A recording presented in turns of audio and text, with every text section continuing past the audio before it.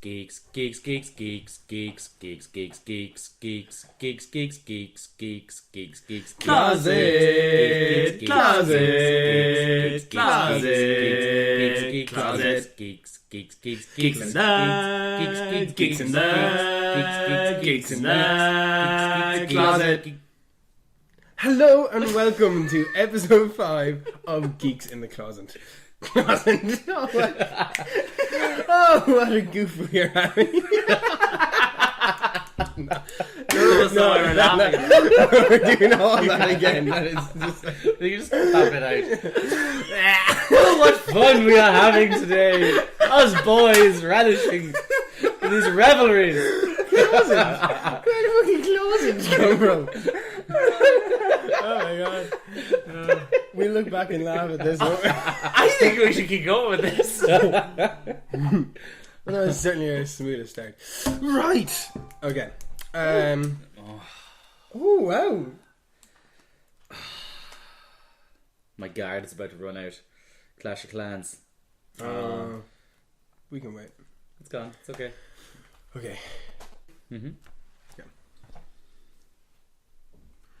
Greetings, Geeklings. It is I, Fran, your benign moderator for episode 5 of Geeks in the Closet.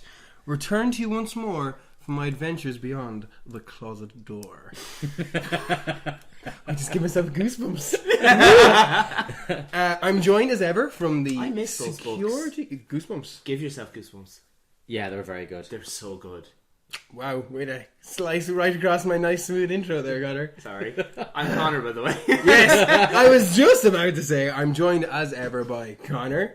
Hello. And Jay. Hey. And the man behind the monitor, T. Boys, how's life been? It's been a while. It has. It's been good, though. You had a good VR special? We had a great VR special. I listened to it. We did. Turned into a little bit of a drinking game. Go on. It did. Yeah. Go on. Every time Jay said the word staple, I had a shot. Did I say staple? This is going to be the staple. I was like, shot. What was my one? Just every time I stopped listening to you, I'd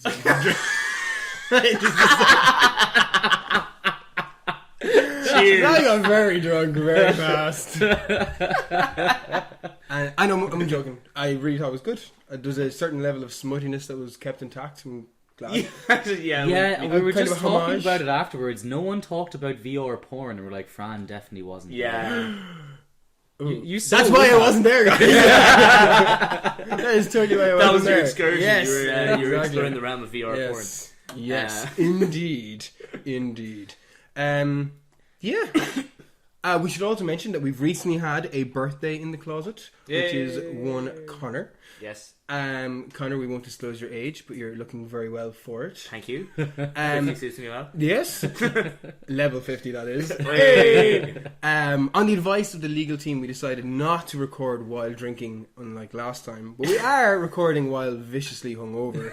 So it's kind of two sides of the same coin. Yeah. How are you guys this morning? We were out last night.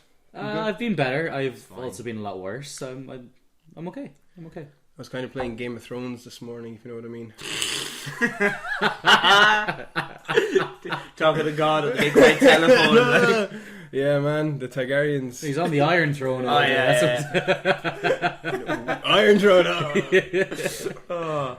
Wow, you're back for like 5 minutes of the first episode, and already we're talking about lovely things. Lovely. Did you miss me? Oh yeah, very much. Yeah. Good. Yeah. Yeah. Nice. We move on to my week in Geeks, though. Yeah. Fill me in, because it's been a while. Let's go with Conor first. Where do I start? Okay, first of all, I got a new game on the PlayStation. It is difficult, it's intriguing. I briefly talked about it in our last episode that you were here for, The Witness. Okay. And I'm playing it. And Jay saw that I had it and was intrigued and followed suit and has now overtaken me because he has more time than I do. It's not fair. It's I'm pretty sure Jay is going to agree with me on everything I'm about to say. It's terrifyingly addictive. It makes you feel like an idiot and a genius all within seconds of each other. Very good. It's really it's a beautiful game. The aesthetic is lovely. It has its own little style. I'm really into it. And I really want to finish it because I want to know what the hell's going on. It's kind of like Lost. You know, when Lost first started, you were watching it not because it was really good, but because you really wanted to know what was going on. Yeah. Now, Yeah. But The Witness is better than that because it is really good, and you want to really find out what's going on. So that was my Week in Geek, really. Basically, yeah. Dominic, any TV? Nothing apart from my staples. What the newer half of this current season of The Walking Dead is back. I haven't seen it yet, but I will be reporting back soon. Spoiler free, of course. Excellent. And yourself, Jay? How's your Week in Geek? I have been hounding through Dragon Age. I'm nearly finished it now, so I'm going to be able to stop talking about it very soon on the podcast because I'll be finished. Other than that, I watched the first episode of Supergirl. Well, please tell me you're not on Connor's side. Terrible. Yes! It's really bad. Sweet. It's Baby really Jesus. bad. I said the first episode is not good. Okay, I'll watch the second episode. you but didn't. At the Yes, moment, I did. I may not have said it on the podcast, but I think he It's said. not podcast. I think he it's said not bear canon. through the first one, but anyway. Oh god, it's so bad. I mean, they even insert like the little tiny love story at the beginning of it. It's so cringy. Oh, it's so bad. There was a split second there I thought you were going to be like, it's actually really good. And I was like, oh, yeah, I was trying to play it that Mother way. of Dragons. They've also got Ally McBeal, who's like the typical fashionista, middle-aged type woman who's trying to hang on to her looks, and she's concerned about, you know, her appearance more than she should be. It's like, oh god, it's Did all we the watch normal the same tropes. program? Yes, we did. Because she's not a fashionista. Jimmy. She's Not a in journalist. not a profession, but she Oh, comes in and sorry, she talks okay. about her handbags and her like she's that kind of a character. Jimmy Olsen is in it. Jimmy Olsen. He from Superman, you know the little photographer. the Oh, photographer. yeah. He's in there. He's now black. That happens more regularly than And it should good looking. on TV, shouldn't it? Yeah, it does. That's a different conversation. But they completely changed the character and made him sexy for the show, just so Supergirl can kind of drool over him and stumble on her words. And there's too many things after another. Are you going to go on to episode 2? I'm telling you, I might, because Conor keeps on plugging it, but I'm starting to think he just likes it because it's a female character, which is his usual fucking thing. No. I said it. I said the first episode is, you have to bear through Okay. it. But it gets better. And if you really want, you could skip until a certain member of the Justice League appears. Oh. But I'm not going to say who, because that's very spoiler. Okay, well, that's interesting. Well, I feel kind of like maybe I have to watch them now because it's going to cross over with Flash. Arrow or Flash. It's Flash. Flash, Yeah, it's going to yeah. cross over with Flash. So maybe I'll give it a bit of a chance. But it looks very Monster of the Week so far as well. What episode are you on, Connor? I haven't watched the latest 2, so I'm on 11 or 12, maybe more. Oh wow, you're okay. You're flying through it. Yeah. Okay. The other thing I watched was the Fantastic Four movie I saw it too. that see universally it? panned. Yeah, back when it was actually in the cinema. Oh, you went and actually know saw that. it. Ah, okay. Well, it's a bit fresher in my mind, but you'll probably back me up on this. It started off quite good. It's Yeah. almost like they were building a bridge and they stopped about 3/4 of the way and didn't know what to do, so they just threw a lot of slabs down. That's literally what it's like. It starts off really well, interesting origin story. The whole stuff when he's an adolescent is quite good. Yeah. And then he goes kind of to the research place later on where they're trying to build the machine to get into the other dimension or whatever it is. And from there, they just kind of lose the plot entirely. They're just trying to get to the end as fast as they can. Yeah. It's really weird. It's almost like they were planning like a 4-hour movie and they were like, oh crap, we got to finish this now. Let's have them fight Doom. Yeah. And let's not explain anything about No, Doom. at all. That's what I all. was just about to ask. What is Doom and who is Doom? Because I kind of got the vibe. I didn't see it. I refused to watch it because Fantastic Four were kind of... Fantastic Four was the comic book that got me into reading comic books originally. Yeah. And I have a little place for them in my heart. They're not the best, but the movies... The films I've seen are not the Fantastic Four that I read. Yeah. Do you know what I mean? Yeah. But Doom, who is Doom in the movie? Because in the trailers that I could see, it looked like he came from this other dimension. No. In the movie, you meet Doom. He's previously been trying to do what Reed Richards has done as a child, like reach the dimension or transported something to that dimension. He was working on that and wasn't quite successful. They could never get anything back. in the dimension. So Reed did that straight away when he was a child. So when they go back and they recruit Doom again, they say, "Listen, we've got this young lad. He's after completing our research nearly. Come back and work with us." And he's kind of very reluctant, but he comes back because he has a bit of a thing for Sue. So he comes back anyway, and then spoilers, by the way. There's a little. It's a terrible movie. There's no spoiling anything.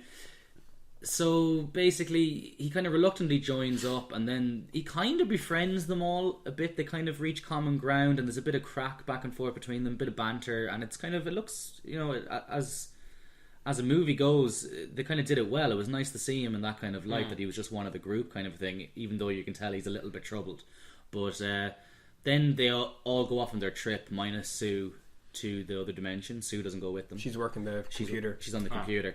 And there's an accident, he doesn't return. And then for like 2 years or something, he's stuck in that dimension until they eventually go back. Huh. It's interesting because the origins of Doom in the comics, there's a tiny hint of it there about the dimension thing. So in the origins, he was testing out himself and Reed were actually college rivals. Like they were in college together, and they both were trying to be the best and everything. And Doom built this machine. He said, "I want to get to another place," but he never specified. In the 60s, I think they did. But then they retconned it, and it turned out that he was trying to get to hell to save his mother, who was a witch. And she was taken, and she was like kidnapped. So like that's interesting. That he was trying to get to another dimension. Whereas in the comics, he was trying to get to hell Because his mother was a witch. That's convoluted. Because he wants to save her. Well, okay. Yeah, it is. But that's why he's so magically more. He's magic and technology in the comics. Okay. Yeah. So it's pretty good. But yeah, no. Okay. Yeah. So basically, my consensus is it could have been a great movie, but obviously something happened. They pulled the rug too early, and that seems to happen a lot. Doesn't it? I like the Thing in it. I liked his storyline. Yeah. Do you know, they made it a bit more... He's very troubled, very angry. Yeah, the house they live in is very hostile. Like, they're all, like, really mean to each other, and they're all very, up in arms the whole time. Not a great kind of place to grow up in if you're that little kid, but, yeah, it was interesting. Yeah, it was, yeah. But then the ending was crap. The ending happened and I didn't realise it was the ending, like... Yeah, it was one of those, it's over? Yeah. Really? Yeah. Oh, no. I hate that. How was your week in Geek? My week in Geek. Well, I know you guys last night were commenting on my lack of PlayStation Network appearances. Yeah, exactly. Yeah. I've been absent for a while, and that's because I've been playing a game on my mobile phone. I know what it is. Yeah. Okay. Yes, Final Fantasy 9. Yeah. I've been playing it solidly now for the entire week. What's it like playing on a phone? It's really good. Is it? Really good. Yeah, Okay. They've really worked on it. Obviously, because it's such a big game, and they've had to condense it down, some of the graphics are hit, but all the main characters and all the main objects and stuff, they're in very clear detail. It was a mofo to get the actual game. Like, what do you mean? It's you need 8 gig free on your phone to get it. You had to delete a lot of things, did you? Not like I went out and I bought a massive SD card, like 32 gig or something like that. Stuck it in. I was like, grand, do this now. No, you need 8 gig on your phone, not your SD card. So transfer everything to SD. Transfer everything, and like that takes ages. The game itself only needs 4, but it won't download unless you've got 8 free. Yeah. That's for save files and stuff, I'd say, so you don't lose Oh anything. my god, it took forever. Got it down eventually, took like 12 hours to download or something like that. Got it, delighted, happy, playing it. It's fantastic. It was the second Final Fantasy game I ever played on the PlayStation 1. 7 being your first? 7 being my first, yeah, but 9 is definitely I think my favourite. Yeah, never played 8. Yeah, didn't hear good things about it though. One person from my childhood said it was very good, and everyone else was like, "Nah, forget it." Yeah, I kind of didn't hear much, so I kind of presumed I didn't get too much. Like, yeah. Basically, we all know the story of Final Fantasy 9. I won't bore you with it, but it's very good. They've tweaked it a little bit for mobile playing. They've basically inbuilt cheats into the game. Oh, okay. So you can speed up time. So you can move around really quickly. You can turn off monster encounters. You can change it so that all your hits are 9,999 damage. Really? Oh, that is a proper cheat. Yeah, okay, literally you can defeat every monster in one hit. And then there's another one which is kind of it's less of a cheat, but still a cheat. Is you can turn on trance for all your characters.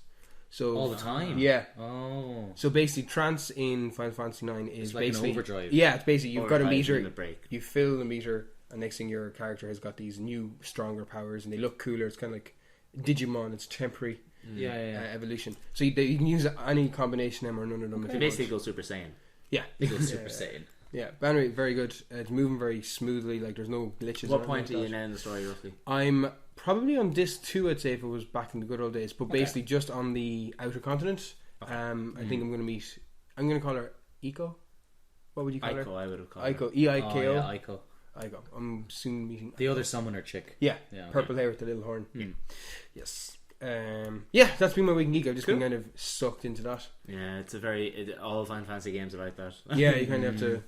I might play 8 though if they release it on the PS4 store. I'd say play it. I mean, I'll play it. Like the storyline's a bit, but the like. What was that again?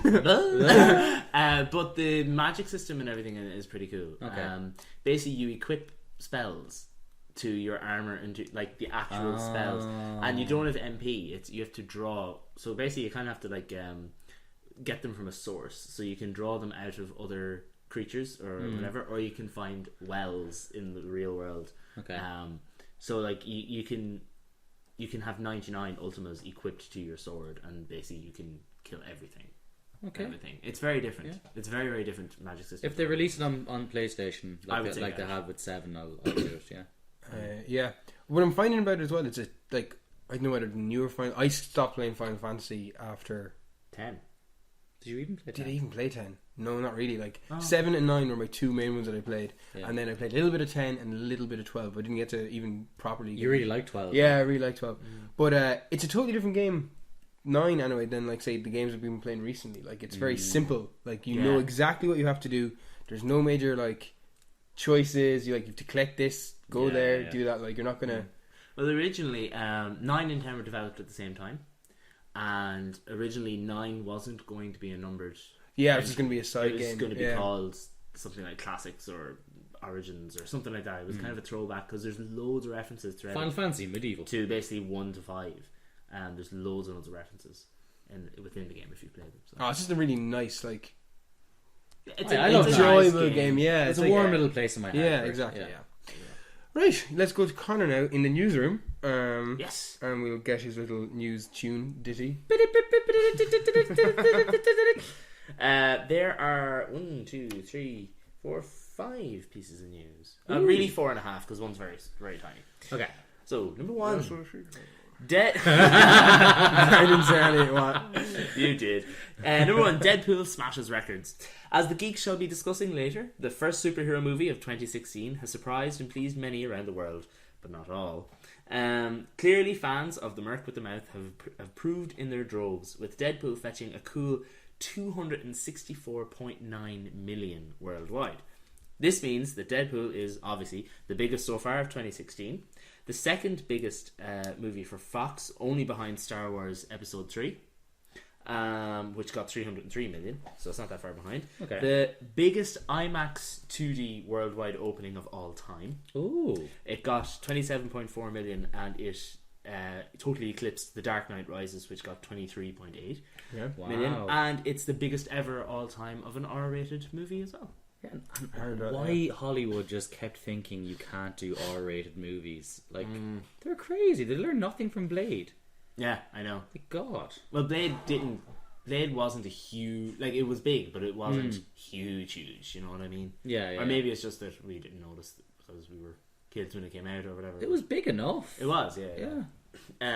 So I think there's two little bits we have to kind of ask ourselves, and I'll leave it with you when we talk For about later. Deadpool.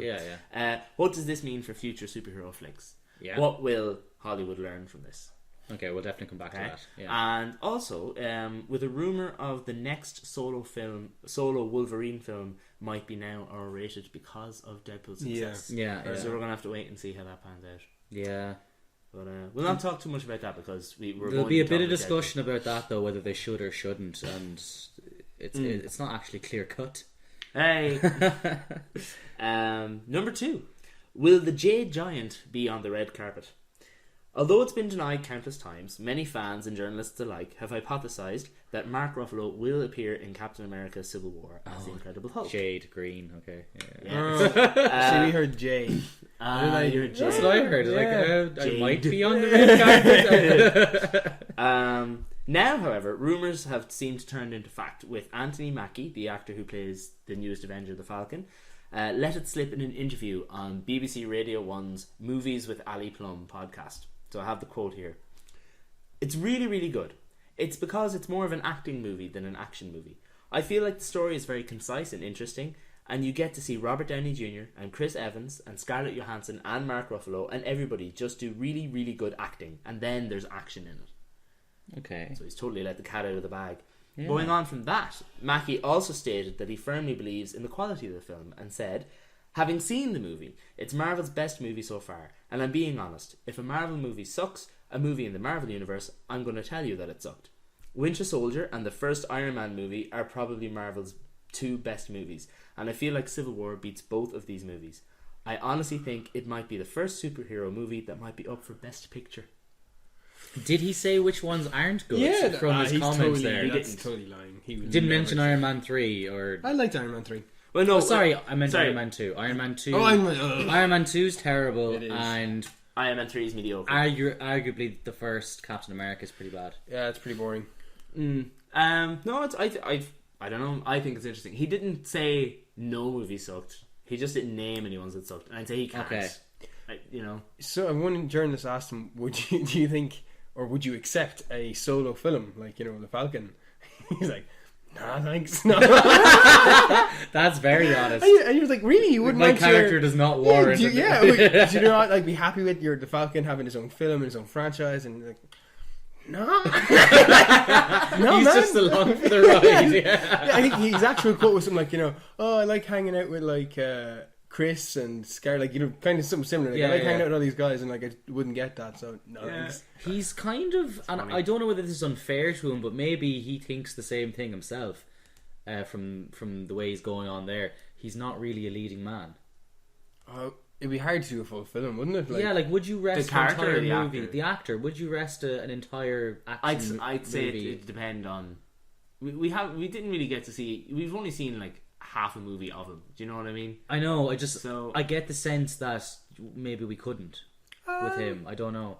Like, you could do a Black Widow solo movie. Yeah, definitely. No problem. I've no like. You might be able to do a Hawkeye one, possibly. Even though I think it'd be better a Hawkeye and Black Widow. do a movie themselves. Yeah. Age of Ultron really focused on Hawkeye as well. Yeah. Like, It did. Yeah. It does Much only needed. because yeah, strangely, yeah. they screwed him over in the first one. But I kind of feel like Jeremy Renner, good actor. Yeah. Hawkeye, not a great character in the universe.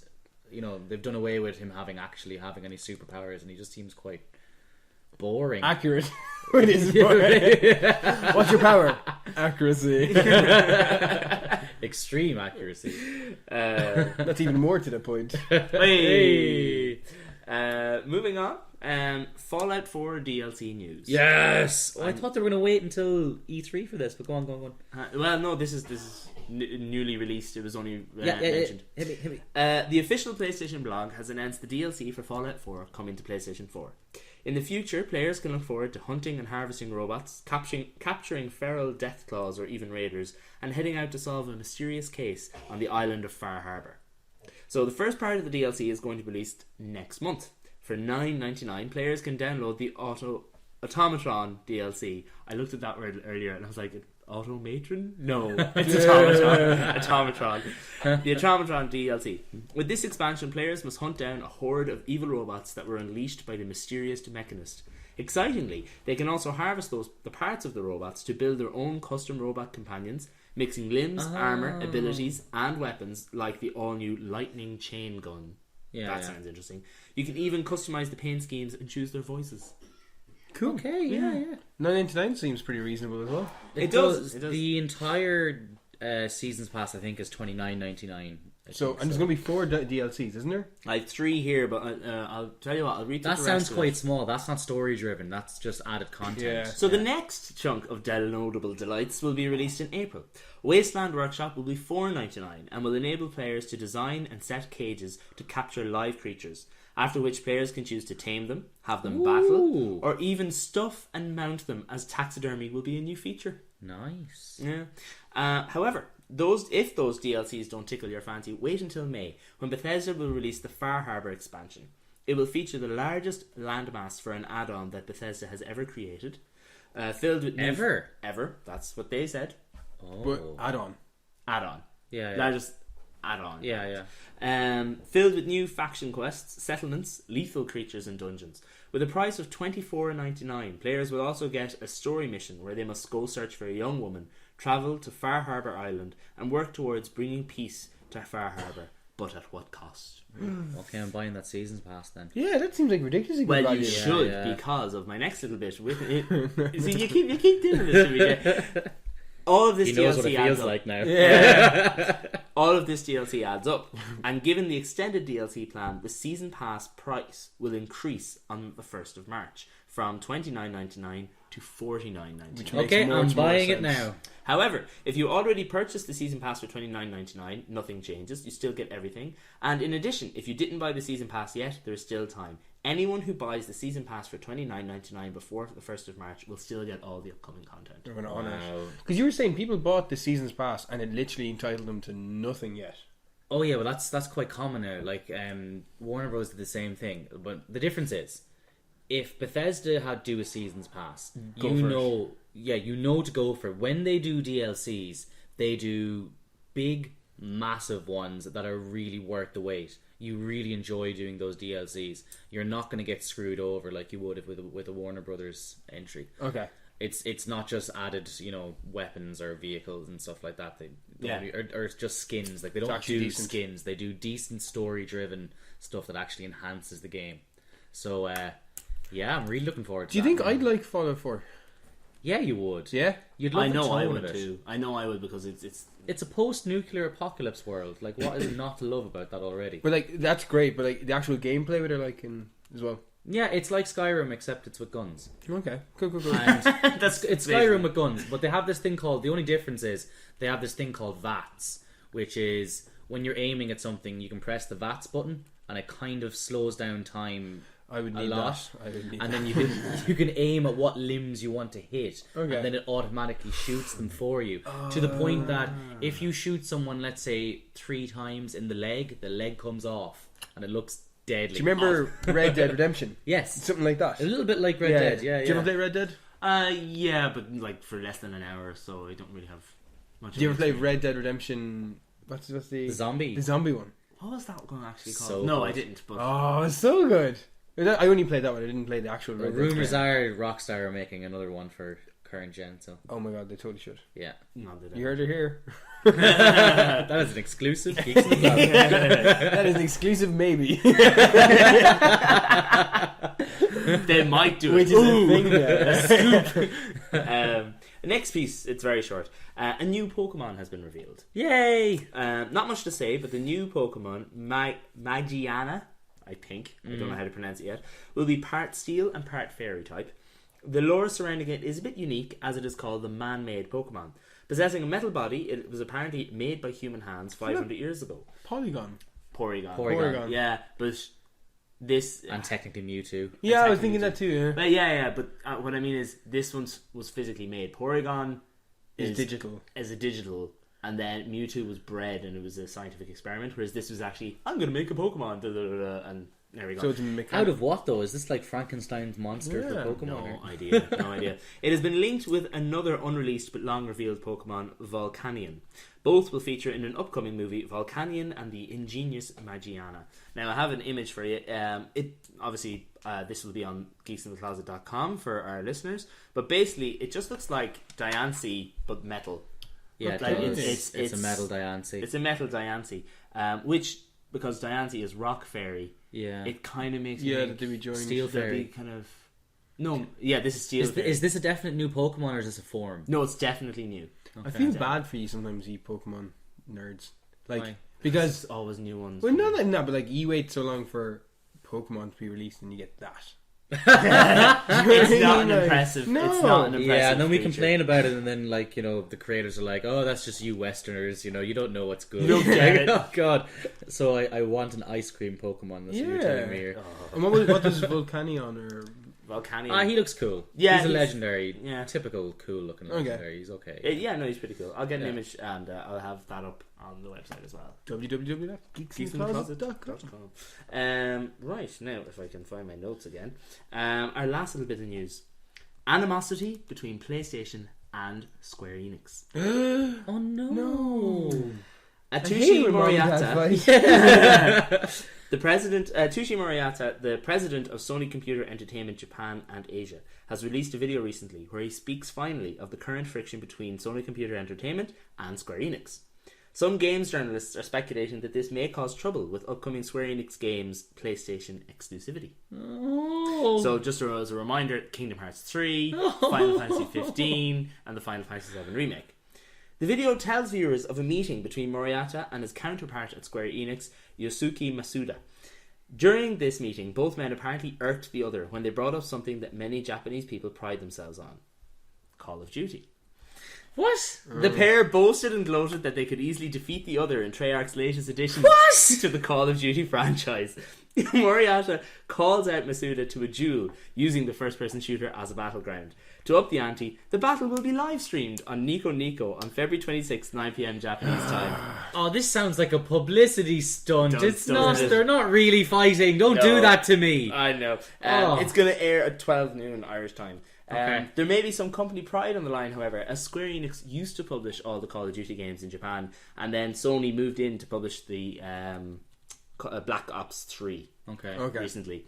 So, yeah. I was a little bit worried when you started that off, because I know a lot of the games... I wrote it like that on purpose. I know, but even besides that, a lot of the games that used to be exclusively for PlayStation have now gone over to Xbox. Yeah, so like you can play Final Fantasy now on Xbox. Yeah. You can play Tomb Raider. Kingdom Hearts is coming out for Xbox. Like, all the good stuff that used to be just PlayStation, as far as I'm concerned, Xbox are getting it now as well. So that was really worrying. It's not really working the other way then, is it?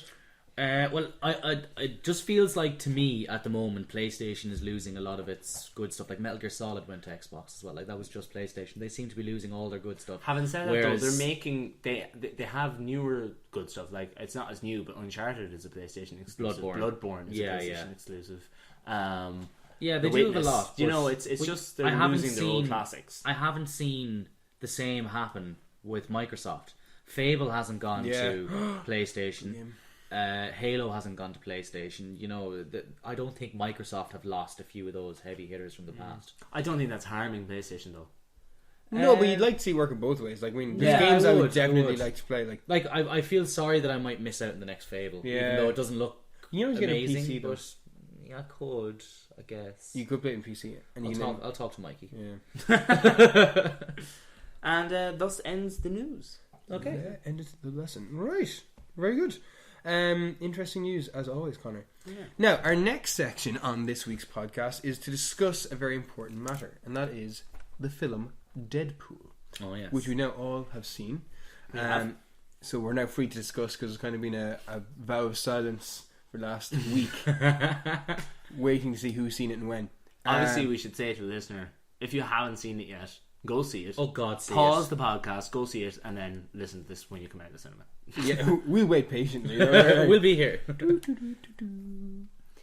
Okay, welcome back. Now that you've seen said movie, right, boys, what do you think? Oh, it's brilliant. It's absolutely amazing. Like, Deadpool, for me, like, I don't read comic books. No. But one of my cousins used to buy the Wolverine and Deadpool comics. And whenever I was over in his house and I'd go to the bathroom and I'd be sitting down doing a toozy, there would be all the magazines left beside. So I picked it up and I was like, oh, it's a comic. You know, it's Wolverine and Deadpool. What's all this about? Have a look at it. It was really funny. Like, Wolverine Deadpool. Did you shit yourself laughing? I did shit myself laughing. But anyway, absolutely hilarious. And if you watch, if you're someone who's read the comics and you see the movie, this is how Deadpool is supposed to be. Like, it's the same silly jokes that he does, the same outrageousness, the fourth wall breaks, sticking it to everybody that he can, whether it's metaphorically, physically, you know, with a bit of a wit or a bit of a blade. It's just brilliant. It's hilarious. I particularly like the fourth wall breaks. They just made it so. Or the fourth wall breaks within the fourth wall breaks. No, that's like 16 walls. I'm totally in agreement with you there. I thought it was exceptionally funny. I thought what I liked was, because the character was so different, the kind of the storyline was a little bit it was a little bit samey for like it was a typical story, superhero kind of story. Oh, it wasn't a complicated story. No, yeah, no, yeah. they did that on purpose to give Deadpool a little bit more free reign, the character. Yeah. And I think it worked. It just worked so well. It was a character showcase, really. It was, yeah. Yeah. It was very, very fun. And as you said, the way they spliced the timeline made it very, very interesting, very watchable. Like you weren't like plowing through the origin story to get to the good bits. Current crisis, or like it was back and forth. Now I really did like his origin story. I was expecting him to be kind of a nice guy who got fucked over and became Deadpool, but no, he was just an asshole who got fucked over and became Deadpool. But they changed it up a little bit from the comics because he was meant to be part of the kind of Weapon X program that Wolverine was. I thought that. They changed that a little bit, so I'd say there's a lot of purists out there from the comic book world that mightn't be too happy about that, but I kind of feel like his origin story in the movie worked very well, like, and kind of stayed faithful to him, to be honest, even though though, it wasn't the actual origin story. Like, even though they didn't say it was the Weapon X program, it could have easily been an offshoot of, or like, oh, it's been discovered it's awful and the government has shut it down, but it's actually still operating and it just doesn't use the name Weapon X. Do you know what I mean? Like, it could still have been there. Yeah. So, I like a few little head nods to the first Deadpool movie as well. Oh god, the Manny. There was at least like 6, I'd say. Like, well, the whole "will stitch your mouth shut" that was one. Yeah, and then the little toy. Did you see the little toy? Yeah, I actually thought that was Baraka from Mortal Kombat first, and I thought about it after. I was like, no, it's clearly him. From the Wolverine movie. And I love the fact like that's my most prized possession, and then he picks up something else. There's so many little nods and winks to everything, though. And the crappy Green Lantern movie that he did. Yeah, just don't make it green or animated. No, it was very, very good. It was very good. What did you think of the action sequences in it? You could tell they were stunted because they lost. There was a lot of trouble with money actually getting it. But I think there was a lot of trouble. Like there was the bit with when he collects all the guns in the house. Yeah. He collects all the guns in the house, brings them in a bag, and then all of a sudden was like, "Oh, I'm after leaving them in the car with I was going to say Mohinder, but what was the name of the guy? No, it could be Mohinder because remember thinking that's a very typical name. Mohinder's the guy from Heroes. But that's thinking, that's very. Oh man, anyway, okay, Indian taxi driver dude. Speaking of, I loved in that bit when it was like, this is an awful thing. Kill him. You know what to do. You know what to do. It's like, which is another thing we should talk about because they really didn't go with the standard hero sort of ideologies and stuff. It was kind of free from all that. But the bit with the guns anyway. The reason why he left them in the taxi wasn't just for comic relief. It was because they actually had a scene where he used all the guns. Yeah. But they didn't have enough money to actually include the scene in the movie, so they ended up just cutting it short and having it as a little gag. But I thought it worked really well, like, because you can totally see Deadpool doing that. You see, that's because he can break the fourth wall and because he can do stuff like that. A lot of the stuff that like the company couldn't do, he was able to laugh it off. Yeah, and it was entertaining for us. Yeah, like when he's at the X-Men. Yeah, the X-Men. It's almost like the studio couldn't afford any other X-Men. I loved it. And one's just CGI. No, it was very, very funny. Good. And there's a bit at the start as well with he throws the sword and gets the guy on the motorbike. Yeah, that was meant to lead to a chase. That was meant to be a whole bike chase, but they had to cut that short as well because they couldn't afford it. How much did a bike chase cost? Apparently a lot. Well, I'd say it costs a lot because to film it, first there'd be CGI elements of it, obviously. Yeah. Then you'd have to hire stuntmen to do it properly. And possibly close a road down for a day. That's what I was going to say, and possibly close a road, multiple roads down for multiple days. So it'd take a few days to do a proper... Did Ryan Reynolds take a wage, or was he one of those, like, I'll take a cut? He took a cut. He took a cut. Yeah. He didn't do it for free, but he didn't do it for how much he initially said. So he wasn't getting Mel Gibson pay for it, like, Jeez, no. But he probably will get a decent amount to pay now, because they've earned so much money. He maybe will for the sequel, possibly. But I think he just wanted to do this like for the fans, and because he kind of knew out of any of the crappy comic book stuff he's done, he could do this well. Because he kind of he is acting, but he's not really. He's acting as much as Robert Downey Jr. acts as Iron Man. Absolutely, yeah. He's just being himself, just more so. Speaking of, did anyone see the Twitter battle between what are all the names? Robert Downey Jr., Ryan Reynolds, and Chris Evans today? No. Oh, it's so funny. Basically, Chris Evans tweeted saying, "Just left Deadpool. Just saw Deadpool. Just leaving the cinema. Just saw Deadpool. Such a great movie. Well done. at Ryan Reynolds, Yeah, whatever yeah. his thing is, and then hashtag maximum effort. Yeah, And yeah. Ryan Reynolds replied just saying hashtag team cap. So you know the way they're like team cap, Yeah, team yeah, yeah, Iron yeah. Man. It's nice that he knows that. Yeah, Yeah, yeah. Right. Robert Downey Jr. then tweeted to Ryan Reynolds saying, "Deadpool, not you too. Don't forget, he'll referring to Captain America, will kick you out once you start cussing." And then Ryan Reynolds replied saying, "Oh, I'm pretty fickle anyway. Hashtag team Hello Kitty." Yeah. So I thought it was very funny, and it was nice because it was like you could tell. Not so much with Chris Evans, but with Downey Jr. and Reynolds, they care about the characters they're portraying, And they're very self-aware about the mythos then that they're Clearly, able to, clearly, they are. Yeah. I'd like to Ryan imagine that Reynolds. they have a club somewhere where they'll just drink cocktails and hang out In costume. character. Yeah, in costume. yeah. There's just Mjolnir sitting Yeah. on the front. You can't lift it up. That'd be hilarious. Yeah.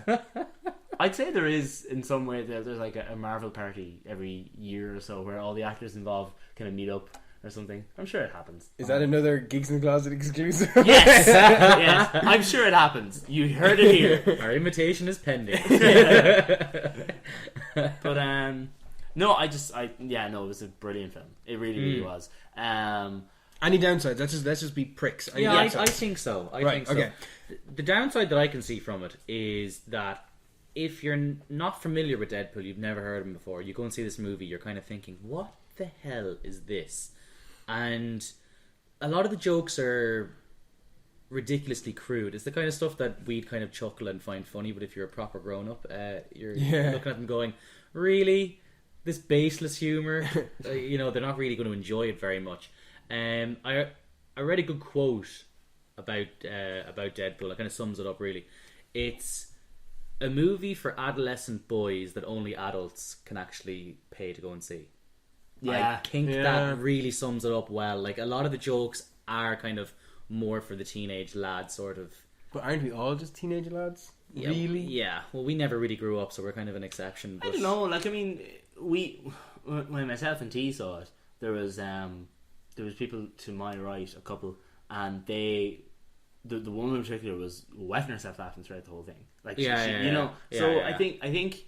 Actual incontinence, like Actual incontinence. Just the smell was awful. that by is the end. just so rude. I know, but not as rude as Deadpool though. But no, I think, how can I put it? I think the fact that no movie ever really does that, apart from like your American Pie, or like it those was kind of films. shocking in the way that I haven't seen a movie in a while since like Borat. You know, when something outrageous Yeah. happens in Borat and you can't help but laugh, but you're kind of thinking, this is ridiculous, but Why it's am so I funny. laughing? Yeah. And I think the fact that this is the first movie of this genre to do that, It's shocking. it's shocking, Yeah. and it makes people endears. Well, we did all enjoy it. When you go back and think about it, it's like, oh god, yeah, it was a lot of dick jokes and a lot of weird innuendo, and then stuff to do with butts and like. It will be interesting to watch it again, see how we'd react, because a lot of it was probably, as you said, the shock factor of seeing it for the first time, of this superhero saying this in this environment that he's like nervous laughter almost, like this is so funny, it's so I can't strange. believe you said that. Yeah. So it would actually be interesting, would it stand the test of time? Absolutely.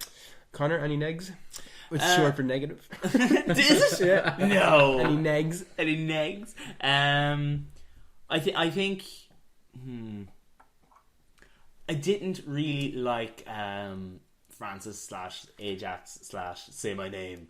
I think he was a grand villain in the sense that he gave Deadpool a motive, like, and he filled the hole in the plot, but he wasn't much of a character himself. It was like, he was 2D. He didn't get his backstory. yeah, and that's kind of par for the course when it comes to Marvel. Unfortunately, they don't have memorable villains. They don't do it, but he felt particularly flat to me. Yeah. I agree. He was just there to be there. You needed one. He was. He could be played by anybody as well. I would have. Yeah, he could have. The actor didn't bring anything special to it. Nicholas Hoult. No, he did not. Nicholas Hoult 2.0. Another Dennis Quaid, Tilda Swinton combo. But I just think that, like, even along the lines of Deadpool messing up his organization or whatever, he didn't really have a reason to kidnap your one. Like, the girlfriend, what was her name? But Vanessa. Deadpool was coming for him. He knew Deadpool was coming for him. I know, but it was just. I wouldn't say that was the worst part. Like he No, was I'm just not trying saying to it's the control worst. the It's just- battlefield. I just thought he was just very flat and 2D, and it was just like You didn't see a lot of his motivations. kidnapping the girlfriend and tying her to the rail tracks while he twirls his curvy mustache. You know, it's just but still, he was pretty good in it. Like, it's just the character. Well, one was a bit of a beast, wasn't she? Vanessa. She was even more. Angel. Angel Dust. Was it? Is Angel Dust? She's an MMA fighter. Yeah, she's a former MMA fighter. Yeah. Which is kind of killed. That is not true. You didn't hear that one here. And if you're listening, hi. That was Conor. Yeah, no, she was grand. She didn't rock my world. Like, no, but I kind of, I there was one bit I really liked when she's fighting Colossus and her boob out. She has a wardrobe malfunction. Yeah, and, but I just thought it was brilliant because it was a kind of a little bit of a wink to aren't female superheroes costumes ridiculous? Yeah, you know, yeah. it's just like, because that would happen. True, actually. You know? Yeah. And I just liked as well that she didn't then go all gushy and go like, oh, he's so nice because he was giving me my modesty, I'm not going to stop fighting. She just took the chance and knocked him. Yeah. So I like that. I liked Colossus.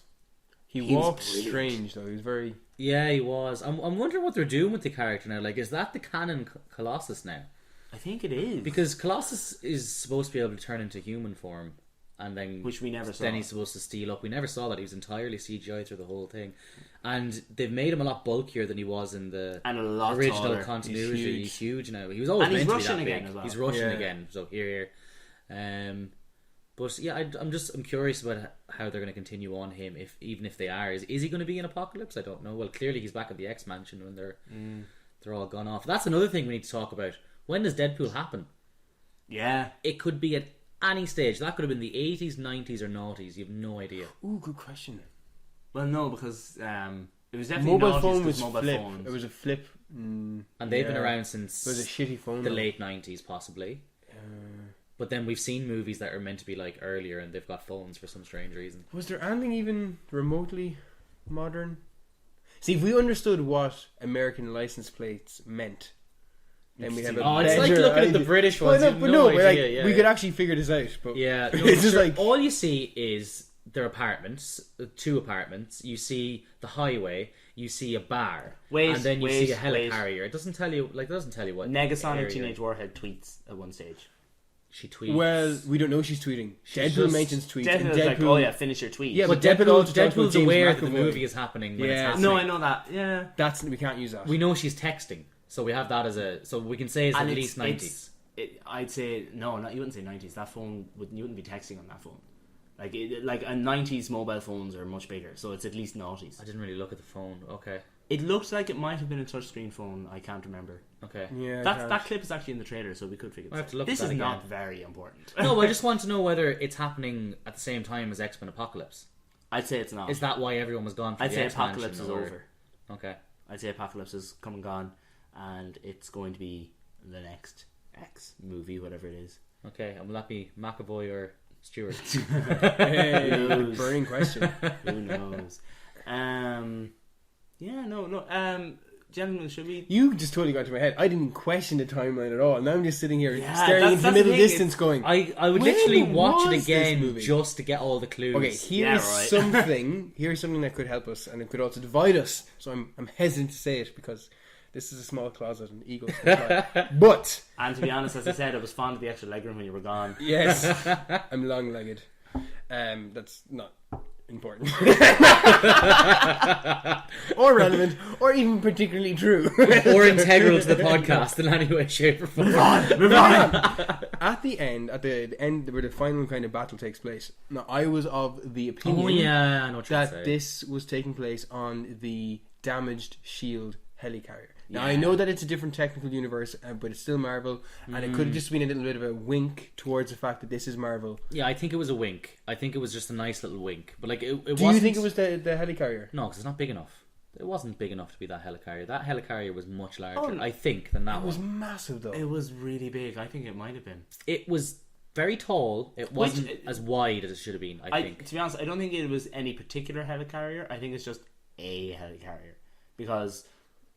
there's so many in the Marvel universe at Yeah. large. I think it's just their way of saying, look, S.H.I.E.L.D. exists in this world too. It's not just the X-Men, you know. Yeah, no, I think it was a wink, but I think that helicarrier that was in the last Captain America, that was much larger than the one we saw in Deadpool. Okay, so it was that's not gonna help much us. larger, but I do think it was a nod and a wink to it. But initially, you didn't think it was. You just thought it was a ship or something, didn't you? Because I said it to you in the cinema. I was like, I was looking at it, I was frowning, and I was thinking, I thought the same thing as you first, and I went, no, they wouldn't have done that. And then I was like, they haven't explained why it's there.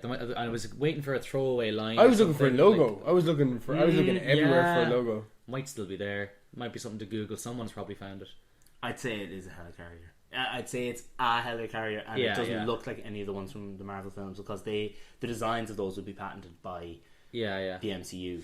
Yeah. But you know, Deadpool with his fourth wall breaking powers, he could be commenting in the sequels on how Civil War went on, and you know, he could not be there but in the movie, but possibly there in spirit. Did he mention any other Marvel characters bar the X-Men? Yeah, he mentioned Sam Jackson. Yeah, at the end, the post yeah, credits. he did. Yeah. Credits, yeah. He did. Yeah. But like, Deadpool's aware that he's in a movie. He's aware that it's a comic. He's aware that the other movies are happening and that the companies won't let the universe. In my research for this, I didn't realize he's not the only Marvel character that knows he's a comic book character. Who else does? She-Hulk. Does she? Yeah, and apparently talks to the reader the same way quite often. And is that a result of the gamma radiation? I have no idea, thing? but what I think is kind of funny is to kind of handle that. Yeah. Whenever she's in the bigger, like, she only does it when she's in her own comics, but when then she's in other things like the Avengers or whatever, she does it, but the other characters kind of look at her as if to say, oh man, she's a superhero and she's a high-powered lawyer, like, things are getting to her, you know. She's cracking. Okay. So yeah, no. There's some storyline in the comics where Deadpool goes a bit mental and starts becoming way more self-aware than usual, and he decides he wants to kill every Deadpool in every universe, so he goes off hunting all the other Deadpools. And then he realizes, no, because the writers, no one's ever dead in a comic book, and the writers are just going to bring them back, so he decides he's going to kill the comic book writers, the drawers. And really? Yeah, he goes that far. Like, Cool. Very interesting. Very unique idea too. Oh yeah. There was something similar though, I think, in the Spider-Man 90s. Didn't Spider-Man go dimension hopping at one point? Then he met the guy who actually drew him. There was one universe where it was kind of meant to be our universe, where Spider-Man was just a comic book character, and this was the guy who drew him. Doesn't No, ring a yeah, bell. Remember that? no. Okay, must look that up again. Gentlemen, for our listeners, we haven't told them of our idea of how we're going to rate movies and rank movies. Yeah. Have we? So No, we haven't. We haven't. So Off you go, Connor. oh, okay. I'll do it. So, basically, similar to how in Top Gear, when they rank the speed of cars or the time that the Stig, I think, Stig. Yeah. I always think it's something else. They always had the Stig's time, and then they always had Clarkson's celebrity. time as well. Yeah. So Or JC. It was either him or Jesus. I was assuming it was Jeremy. So basically, we're basically going to do the same with all movies. We're going to not give them scores, but we're basically going to put them on a scale and say, oh, it goes between this movie and this movie. Yeah, so we're slotting Deadpool now, and then So next Deadpool's month in the Batman middle. Superman will decide whether that goes on top or below. Hello. Is it a power bottom? Oh, let's not get into that. You're watching too much Always Sunny. Yeah. Way too much.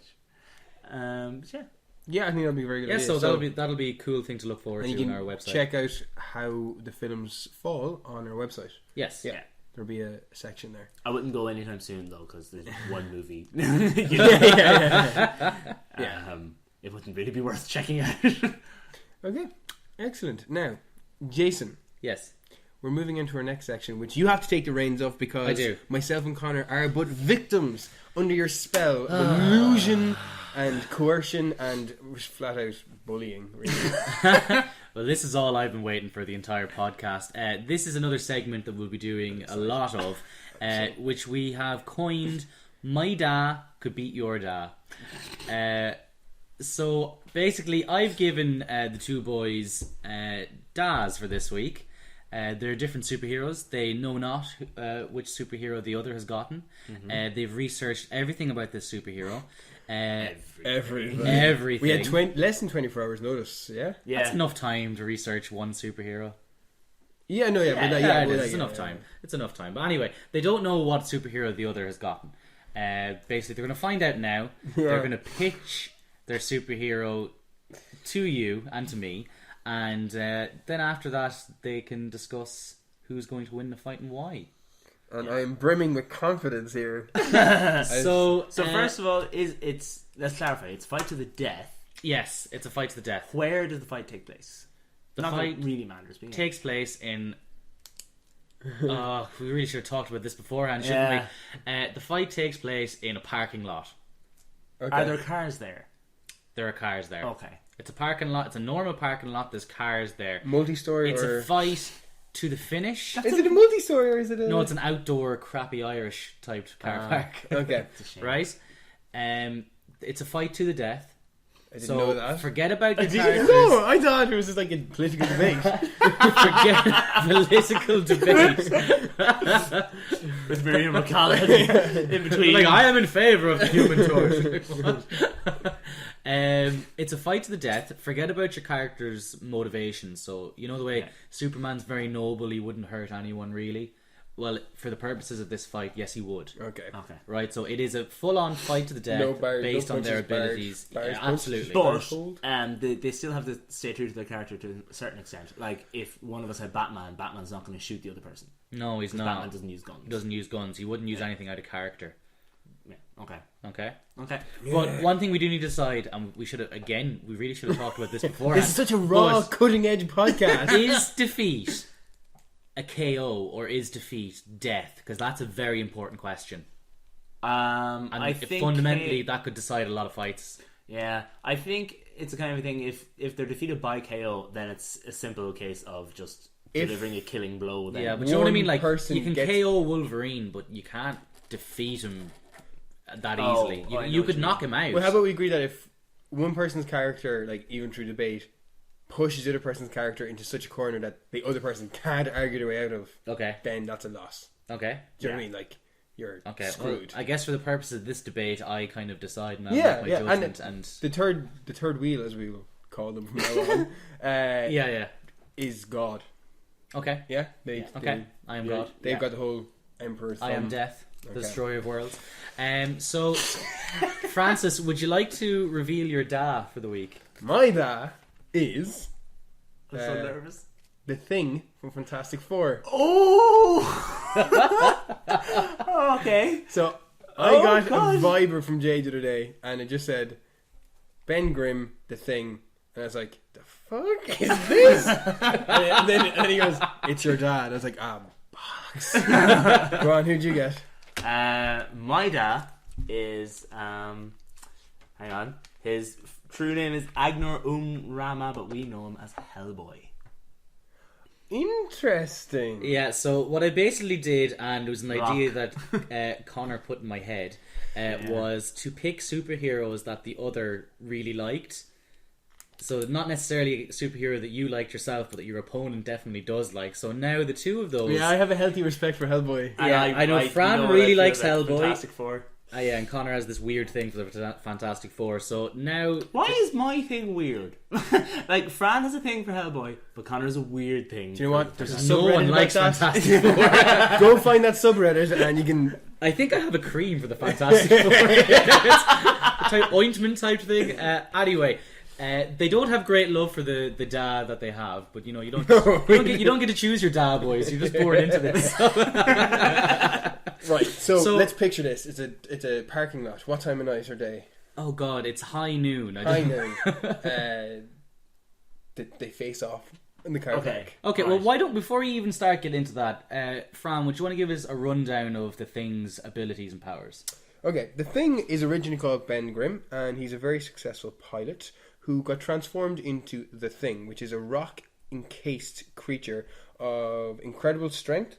I don't know if I want to give away everything from the word go. Like, I know the Thing very well anyway. Okay, there's an argument out there that he's the strongest man alive. Okay.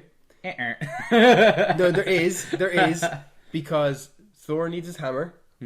Hulk isn't classed as a man. And as well, Hulk needs to be angry. Yeah, as well, yeah, because Bruce Banner is a man. Why isn't Hulk a man? He's just not classed as a man and I'm talking about Okay. The champion of the universe, Okay. who is an elder of the universe, didn't class the Hulk as a man and chose the Thing as The strongest man. the person to fight All right. Okay. because he saw the Thing as the strongest man alive. Okay. Thundra also chose the Thing as the strongest man alive to fight. Yeah, like he's the Thing. He's orange. He wears little spandex pants. I don't know. He looks like he's got a bad case of like herpes or something. He's famous for saying it's clobbering time. To give you a indication of his strength, some of his past feats have included he lifted up an oil rig, he held a cable bridge for an extended period of time, and that's about. It's a lot of weight. It's probably the San Fran bridge. Picture that, yeah. Yeah. He once knocked out the Hulk. Yeah, he did. In 1993, the Thing and the Hulk, in a very scientific laboratory test, arm wrestled, and it was a dead even. There was no. Oh, I don't know. Like, you can really tell how passionate I am about the Thing. He's also invested with an indomitable will. And the champion of the universe conceded the victory to the Thing because he said, "I could break every bone in your body, I could smash you up, but you'll never stop fighting." So he doesn't give up. He doesn't give up. Okay. He's stubborn. Okay, that was good. That was a good plug. Well done. Okay. Connor, tell us all about daddy your dad. issues. Oh man. Okay, so Hellboy. I had to write this down. I didn't. Hence my smooth little. So, as I said earlier, Hellboy's real name is Anung Rama, and that means, apparently, and upon his brow is set a crown of flame. If that doesn't give you a hint, Hellboy is a demon. He's actually a half-demon, which I didn't know until I was doing my research. He was brought into this realm during World War II, when Rasputin... Grigory Rasputin summoned him to help unleash the, what are they called again? Oh, the Nazis. Ogdru Jihad, these horrible big, think Cthulhu, the Lovecraftian demons, to destroy the world. But Hellboy has what is called the right hand of Doom, which is the actual right hand of the spirit that created all the Cthulhu-like monsters. Yeah. Hellboy is prophesized to end the world. His right hand of doom is literally going to be the key that unlocks these demons and destroys everything. And the fact that he's around means that there's a countdown timer going on. Yeah. However, because he was found by the BPRD, I think. Yeah, the Bureau of Paranormal Research and Development. Because he was found by those guys, he was raised in the human world as a human. He was treated as a kid. It's very Goku-like now that I'm thinking about it, or even Superman-like. Yeah. He's from somewhere else, but he was raised as human. So now he has no demon allegiances. Like he doesn't want to bring about the end of the world. He's not evil inherently. He's a very interesting character because one thing I didn't know is he doesn't age. Once he got to his physical peak, so he came to the world as a little child, but once he got to the physical peak, he hasn't aged since. Okay, can I also get across? The Thing doesn't age either. No, he doesn't. No. So that's something interesting that they both have in common. He's well known for his... I feel like they might get around this without fighting. I think they might. No, I think they might. They're going to settle this. They're going to fight. They're going to have We a have beer. so much in common. One thing though about the thing, so basically, abilities, powers and abilities, he's very, very strong. He wouldn't be, exceptionally strong. He's not the Thing strong, but I know exactly how strong he is. Do you? And I know exactly how strong the Thing is as well. In what capacity? I can give you the figures, like, of what they can lift. Do you want to give us the figures now, or do you want us to try? I'm going to let you fight it out for a minute. But one thing that the Hellboy does have, he's very endurable. He's not impervious, but he, at one stage in the comics, he took like a full chain of machine gun bullets to the chest, and it didn't bother him at all, and then he destroyed the gun. So he's slightly bulletproof. His fast healing factor, and what's interesting is he's totally, in the films anyway, which I'm thinking, it's not something that's alluded to in the comics, but it's not expressly said he's not. He's in the films, he's immune to all types of flame heat, which includes electricity. He carries around, he's unlike the Thing, he actually has some tools. So he carries around grenades, relics, charms, talismans, and he has an oversized revolver that he calls the Good Samaritan. he doesn't really like using it, but because he prefers more hand to hand, and when he's fighting hand to hand, of course, he uses the right hand to doom, often to his benefit. That's really all I kind of have on. Okay. On Hellboy, he's a little bit of an anti-hero in personality, I think. More, he's kind of he kind of just wants to get the work done. But I would say I watched a couple of the clips from the movie just to remind myself what he's like. Yeah. The longer the fight goes on, it seems, the more determined he becomes to finish it. Yeah. So in a way, I wouldn't say the word is stubborn, but he's stubborn. Yeah. Okay. So, Right, so you've just kind of pitched your dads now. I guess this is the part where I ask one of you, why does your dad win and why? right. Who wants to go first? Fran? I'll go first. Why does your dad win and why? Okay. Well, the thing is, so far, his flesh is basically almost nearly kind of This is like you're trying to fill word count. This is like I actually found an 8-year-old and they're talking about their dad. okay, he is very strong. No, okay. I gave you 24 hours. I know. But there was alcohol in the meantime. So, right. The thing's flesh is very strong, and it's bulletproof. He can take bazookas to the chest. Like, the only thing in the comics which damaged his skin was Wolverine's adamantium claws. So I just don't know what Hellboy could do to him that's going to damage him. Can I use my knowledge of the thing against him? Is that legit? Yeah, it's allowed. Yeah, Okay. it's allowed. Okay. The thing, his skin is to sharp trauma. It's very impervious, but not blunt force. No, because the Hulk punched him and Thor used his hammer and he didn't. One of the first comics I read, his skin was actually cracked, and you could see like the kind of underskin underneath. It's kind of pink, fleshy, kind of, or maybe it was his organs or something. I think he's his organs are all adapted to suit his. He does have internal organs though. But his organs are all adapted to suit the crushing weight. Yeah. So like his organs are encased. But I'm pretty sure the Hulk has punched him and he's been like spitting up blood and stuff. So he does get internally damaged. What I mean is like he can blunt force does affect him. No, it has to be very, very, very strong. Yeah, but force, but he survived the Hulk. No, he survived the Hulk. Yeah, I know. So what can Hellboy do to him if he survived the Hulk?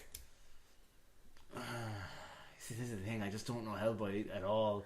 I literally found out that one little nugget that he survived the Hulk. I'm like, I'm just gonna use. I'm winning. I'm just gonna use that constantly. It's so hard not to like jump in, like tell you guys what you should be saying. I know. Yeah. I think the thing would just let Hellboy do his thing. See, this is the thing. I think this is the thing. I think that the Thing's weakness in this fight is the reason my dad will win is because my dad's a little bit more of a jackass. Like he doesn't mind going for the kind of the dirty blows and kicking them when they're down type thing. He wants to win because he knows that's what he has to do.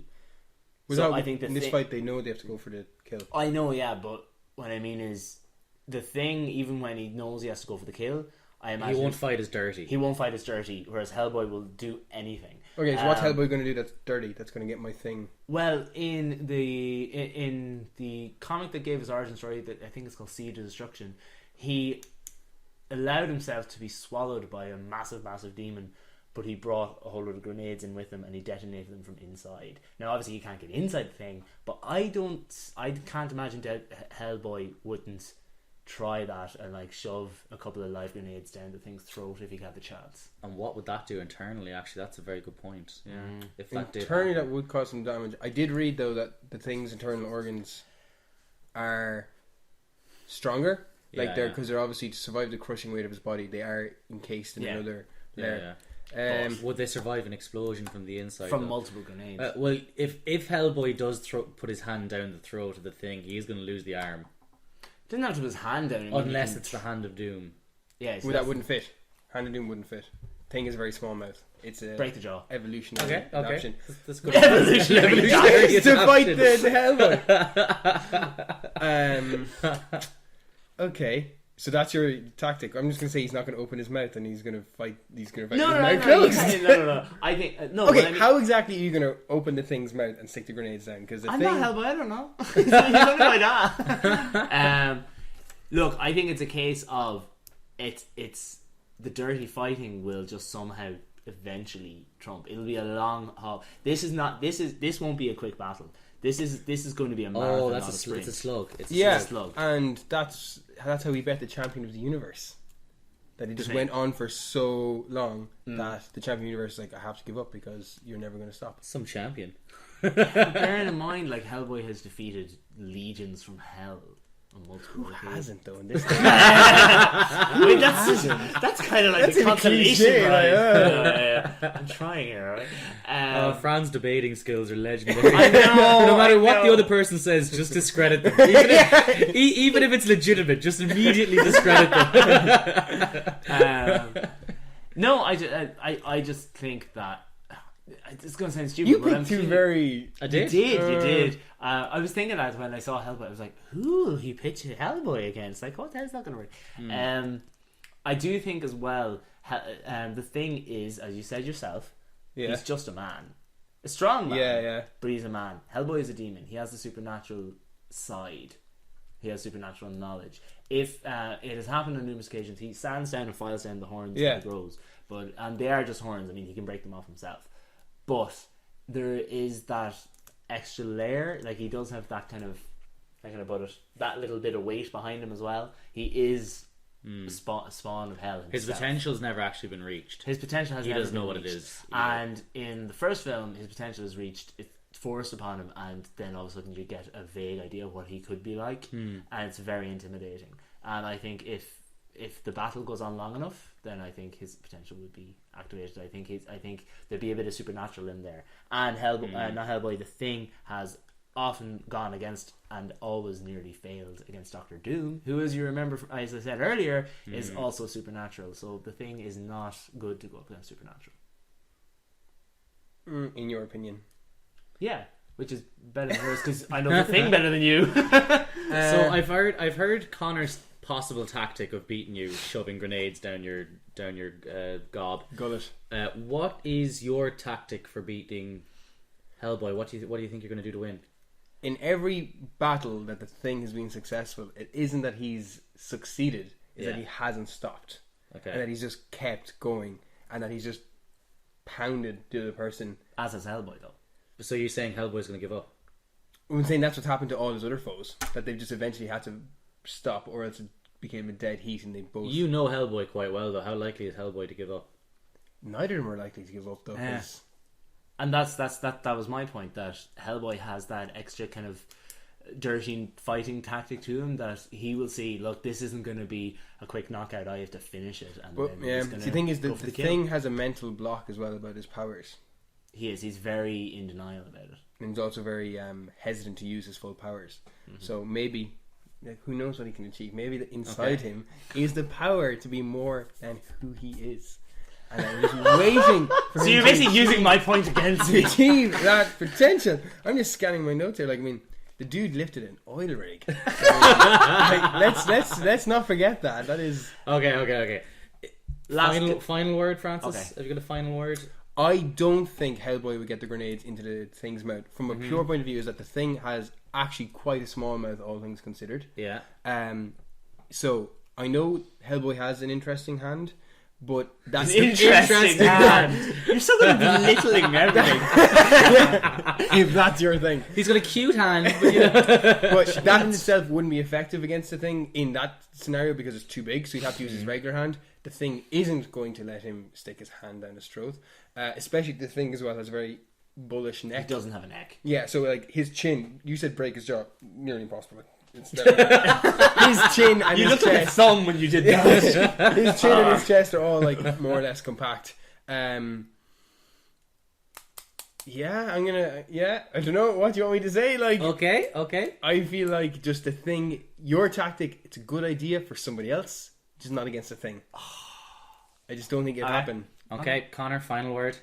I'm just going to remind both of you that I'm always... And that's all we've got time for. Tune in next week. I'm just going to remind both of you that Hellboy did defeat the Golden Army, the army that was supposedly unstoppable and tenacious and never stops. All things that you said is a benefit of the Thing, and he did stop the Golden Army, which there were 70 times 70 of them. There's only one Thing. He can handle that. Yeah, but they're on machines as well. You just break a machine, it stops. Yeah, but they constantly repair themselves. Just like he also Thing, need they help constantly though. come He back. did a lot of help with that.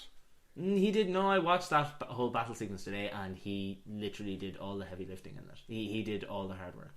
Where was the guy with the smoke in his head? Where was he? Oh, the Baron something. Yeah. There's something Germany. He possessed one of the things, and then it got destroyed by someone else, and Hellboy kept going. Okay. I don't know, Jay. I mean, like, Right. don't like. I guess I got to weigh in here. Yeah, now. yeah. Okay, right. Well, I chose these guys because they're from different universes, so they've no never one was fought. going to see that coming. They're quite similar characters. The two of you were talking about how they both have indomitable wills. They do. Neither of them ever give up. They're both kind of sluggards. They just heavy hits, and they will not give up, and they'll last a long time. Very similar characters. Very similar characters in mannerism and personality wise. They get very on, I'd similar. say. Oh, I'd that's say why they would, we yeah. said at the start they probably would just stop fighting and have a beer. Yeah. Yeah. But anyway, when I was weighing this battle up in my head, my thoughts were, okay, the Thing is a heck of a lot stronger. Oh, definitely. He can lift 80 tons. Okay. That's his capacity. He can lift 80 tons. Daredevil? Why do I always say I Daredevil? kept saying it too. Hellboy can lift only 20 tons that we know of. Could be more because he doesn't know his potential. But if we're just going by those stats, 80 for Thing, 20 for Hellboy. Okay, so that's a big difference. The Thing's entire body is strong. It's encased in rock. He is very powerful. In comparison, and he's kind of indestructible. He's basically indestructible. There's very little that can actually hurt him. Whereas Hellboy, he is strong, he's durable, he has quite a strong healing factor, and he is basically invincible. He actually can't die because of his demon nature. He actually can't die. But he does have the Hand of Doom. So if Hellboy and the Thing are fighting, if Hellboy's using his ordinary limbs, he's not going to do that much damage to Thing At all. No, but he genuinely nearly at all. doesn't It'd be use kind of his like when small limbs. Deadpool was trying to hit Colossus. It'll be that kind of an effect. He'll hit him and it'll really hurt his own hand. But the Hand of Doom is much stronger than any limb that the Thing has. So whenever Hellboy manages to connect with the right Hand of Doom, he will do a serious amount of damage to the Thing. So that's one thing to weigh up. Hellboy's also faster than the Thing. He's a lot lighter. He'll be able to jump around and dodge. So that's kind of the base of what I was thinking about. So I weighed up in my head who would win and why. And the answer is Hellboy. I feel like it is. No, there's scenarios where Hellboy could win, and there's scenarios where the Thing could win, which is why I picked those two. I was just going to see how the two of you argued it. Basically, it came down to me was if Hellboy dodged enough and did enough damage with the Hand of Doom, or if, let's say, the Thing did a high jump from somewhere and Hellboy managed to connect with a punch while he was landing, that would knock the Thing for 6, I think, because a lot of what's going against Hellboy is he has the really strong hand and he can lift about 20 tons, which means he's strong, but he doesn't have the force to actually move the hand strong enough to properly hurt Thing. Like, he doesn't have the speed to move the hand. But if the Thing was jumping from a height and he connected, then that force would be created. So that's how I think Hellboy could possibly win. Didn't think of the grenade thing. That's very inventive. I knew he would be using his guns and stuff like that to get but out. that's not going to do much against the Thing. I didn't even mention it. But for the Thing, I kind of felt like maybe it was his fight to lose, because straight away I kind of thought, well, the only thing the Thing has to do is get rid of that pesky hand. So if he ever caught the hand and tried hard enough, I'd say he could rip Hellboy's arm off. 80,000 tons? The Hand of Doom wouldn't. 80 tons. 80,000 tons. He could pick up the earth. If he managed to rip off the Hand of Doom, I think it wouldn't kill. It wouldn't kill Hellboy, but Hellboy would be left with nothing that I'm aware of that would actually harm the Thing after that. Yeah. So it kind of depends on whether Hellboy's clever enough to use the Hand of Doom properly, or the Thing figures out that he needs to get rid of the hand. Can Hand of Doom be separated from Hellboy? Yeah. In fact, the reason why he given had to him, like it was bestowed upon him. I changed my answer. That's what the thing does. No, you didn't say that though. You didn't say that though. So the thing could pummel Hellboy, but he can never actually kill him or defeat him. He would just keep getting up again. Okay. That's why you asked. Yeah, and very similarly, Hellboy, I don't know how much damage he'd have to do to the thing to actually incapacitate him. Even if it's possible, I don't know. But anyway, what I think kind of doesn't matter now. From the two of your arguments, I have to say only Conor came up with a strategy to actually defeat his opponent. My dad bet your So I have to give this one to Conor, I think. It's okay. It just proves that thing sucks in Fantastic Four. It's stupid. So ergo, Conor loses life. Fran is not a sore loser. In the least, no. So does that mean, what's my prize for winning? Do I get to pick the next My Dad I'll versus do Your this Dad? again. Yeah, I think you have to win to get respite. I'm only saying this because of your reaction. It's so hard. We'll come up with some sort of reward, even if it isn't that. But yeah, you could helm the next one. Okay. Yeah. I enjoyed that. Sore loser. Right. Now it's time for Zazu, which is the zombie apocalypse survival update. Listen to the enthusiasm that's seeping from my voice. Let's wrap this shit up, people. Glorious winner. What is your Zazu for this week? I like that title, Glorious Winner. I might hold on to that. He's the leader. Let's see, my Zazu. I didn't even think about this. Okay, while you're thinking, people, Okay. Zazu is our weekly survival tip guide segment where we provide invaluable advice ranging from the bizarre to the freakishly accurate on how to survive the upcoming impending zombie apocalypse. Conor. Okay, my tip for Zazu is when you are when we're at the later stages of the zombie apocalypse, when buildings are ruined and cities are bare, have with you some loud sounding projectiles. So I'm talking, put a coin in a can and throw it, so to when you want to go into a certain area and you can't see, you use these to throw it into an area. The zombies will follow the sound. If they're there, you'll see, right, there's zombies there, I have to move on. And if not, you can go over and calmly retrieve it and you will know that you're relatively safe. Okay. Jay. Sound advice. Exactly, because it was based on sound. My zombie apocalypse advice for this week is living in a small society, which you kind of hope to be in a zombie apocalypse, is going to be tough. There's going to be a lot of animosity. There's going to be a lot of feelings left, right, and centre. These are the times when you're going to have to learn how to get on with each other, which would be quite tough. I think we're all going to need to come up with some things where we're able to lighten the mood. So I think if you don't have some sort of a talent or... I knew it was going to be absurd. It's not absurd. I know. If you don't have some sort of a talent, I would, pick up a guitar, maybe get some lessons now, or, even as mundane as learning a few new card games or something. You need to be able to pass the time and keep everyone's sanity levels up. So, yeah, that's my advice. So pick up a harmonica. Was that the little tip you thought guitar. of last time? Yeah, I did. No, I think that is valuable. Cause there's a lot no. of sitting around. There's going to be a lot of arguing. Like you need, at some point, someone's just going to need to lighten the mood.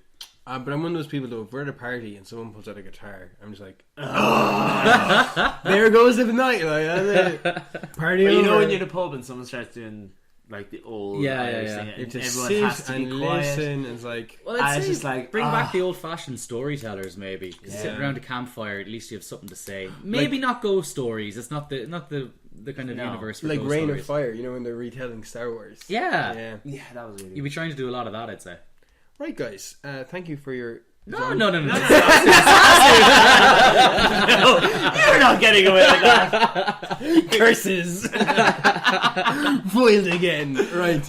My Zazu, which has been described as the best Zazu, Bye. my mother. She says I'm the best at Zazu, and that I'm very handsome as well. Oh, She must be back at listening, is she? Well, yeah, she's. I thought she left us back at episode 2. No, I told her to skip the VR one, but she came back then. Oh! Right, guys, where can they find us if they want to find us? No, what's No! your Zazu? No, what's your Zazu? You're not getting away with it. Okay. You said you were going to describe it as the best. No, not it, me. In Is this your tip? Learn to be able to fob people off. Yeah, actually, yeah. Okay. My Zazu is that when the zombie apocalypse... Is that the right apocalypse? Yes. Yeah, Sounds okay. good. Does break out, what you need to be able to do is... And then you guys have no idea what's coming next. I don't think you have any idea what's no. coming next. When the zombie apocalypse breaks out, what you must be aware of is that in many societies it is necessary to be aware of the existing moral standards that are universally accepted as an excellent code of behavior. In conclusion, Fran out. Fran, have you considered a career in politics? And there you have it. So, Oh god. there, I don't know if I'm gonna let that slide, but I don't think I can laugh that hard again. My cheeks feel like they're gonna fall off. Oh. Okay. That was 5 episodes in, Fran's lost the plot. Okay, another one, if you want another one, is just stock up on dental floss because on the move, dental floss is very useful for keeping up oral hygiene, and you mightn't have access to clean running water or toothbrush or toothpaste, but dental floss will get in between your teeth and clean your gums. Okay. Also, I'm sure there's other applications for dental floss. I mean, have we seen what dental floss can't do? I guess I you don't could think use so. it to sew, possibly. Yeah, you got Wounds. stitching. Yeah, Yeah. yeah. Strangle someone. Don't know In about a- that. No, it has pretty good strength, that Does direction. you wrap it around a few times. Yeah, Okay.